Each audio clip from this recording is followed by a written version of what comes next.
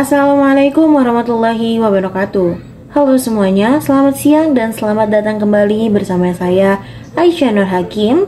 Dan kali ini kita akan membahas topik yang lumayan menantang di dunia jurnalistik, yaitu jurnalisme investigasi sebagai pilar transparansi. Topik ini sangat penting karena di tengah derasnya arus informasi digital, jurnalisme investigasi menjadi benteng terakhir untuk memastikan publik mendapatkan kebenaran yang sesungguhnya. Mari kita mulai dari sejarahnya dulu. Jurnalisme investigasi itu bukanlah hal yang baru. Akarnya sudah ada sejak abad ke-18 dan ke-19 ketika pers mulai berperan sebagai kekuatan keempat yang mengawasi kekuasaan. Lalu masuk ke era McCarthy's di Amerika Serikat pada awal tahun 1900-an, di mana jurnalis seperti Ida Tarbell dan Lincoln Stevens berani membongkar korupsi besar-besaran di pemerintahan dan juga perusahaan raksasa. Titik balik terkenal terjadi di tahun 1970-an lewat peristiwa kasus Watergate. Dua reporter Washington Post, Bob Woodward dan juga Carl Bernstein, berhasil mengungkapkan skandal politik besar yang akhirnya menggulingkan Presiden Richard Nixon. Dari sinilah jurnalisme investigasi diakui sebagai disiplin yang sangat penting bagi demokrasi. Di Indonesia sendiri, jurnalisme investigasi berkembang lewat keberanian tokoh seperti Muchtar Lubis dan media seperti Tempo. Meski sempat direbel di era Orde Baru, semangat jurnalisme kritis kembali bangkit di masa reformasi, terutama untuk membongkar kasus korupsi, pelanggaran HAM, dan juga isu lingkungan. Lalu, bagaimana proses kerja di balik liputan investigasi ini sendiri? Menurut Subagio dan Syahrianti Syam, ada beberapa tahapan penting yang harus dilalui oleh seorang jurnalis.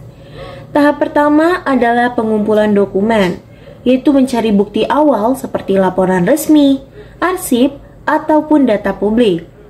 Lalu dilanjutkan dengan pencarian bukti fisik dan wawancara saksi untuk memperkuat data. Setelah itu, jurnalis menuliskan laporan secara objektif dan mempublikasikannya kepada publik. Namun, sebenarnya prosesnya jauh lebih panjang daripada itu. Mulai dari merumuskan ide, melakukan studi kelayakan, membangun basis data, turun langsung ke lapangan, sampai tahap evaluasi dan publikasi berulang kali. Investigasi itu bisa memakan waktu berminggu-minggu, bahkan berbulan-bulan, karena setiap data harus diuji kebenarannya sebelum disiarkan. Sekarang, apa saja yang membedakan jurnalisme investigasi dengan berita biasa?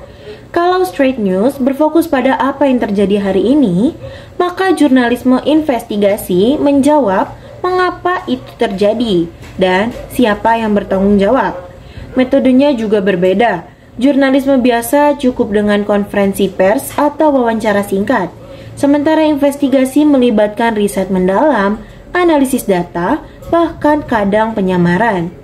Risikonya juga jauh lebih tinggi, karena liputan investigasi sering menyentuh kekuasaan dan kepentingan besar. Tapi disitulah nilainya. Investigasi bisa mengguncang struktur sosial dan membawa perubahan nyata di masyarakat.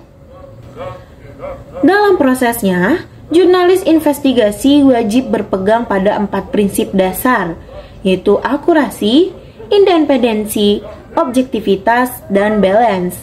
Pertama ada akurasi, yaitu setiap fakta harus benar dan diverifikasi.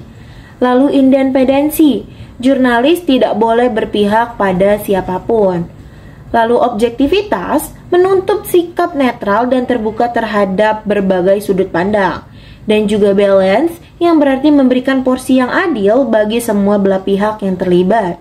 Tanpa prinsip-prinsip ini, jurnalisme akan kehilangan kredibilitas dan hanya jadi alat propaganda. Dalam praktiknya, jurnalisme investigasi tidak cuma soal keberanian, tetapi juga soal tanggung jawab sosial. Jurnalis harus memastikan setiap liputan tidak melanggar etika dan juga hukum. Misalnya, tidak memanipulasi data atau menipu narasumber tanpa alasan etis yang kuat. Contohnya, Majalah Tempo pernah melakukan investigasi tentang perbudakan anak buah kapal atau ABK Indonesia di luar negeri. Liputan itu dilakukan lewat kombinasi wawancara mendalam, riset dokumen, dan verifikasi silang. Hasilnya bukan hanya berita viral, tetapi juga memicu perubahan kebijakan nyata. Namun, tantangan terbesar tetap ada, ancaman hukum, tekanan politik, bahkan keselamatan jurnalis itu sendiri. Tapi, di tengah semua itu, semangat untuk menegakkan kebenaran tetap harus jadi pegangan utama. Jadi yang bisa kita simpulkan, jurnalisme investigasi adalah napas dari transparansi publik. Ia menuntut keberanian, integritas, dan dedikasi tinggi demi satu hal, yaitu kebenaran. Cukup sekian dari saya, kurang lebihnya saya mohon maaf. Saya Aisyah Nur Hakim pamit undur diri. Terima kasih sudah menonton video Learning Journal ini. Sampai jumpa di video selanjutnya. Wassalamualaikum warahmatullahi wabarakatuh.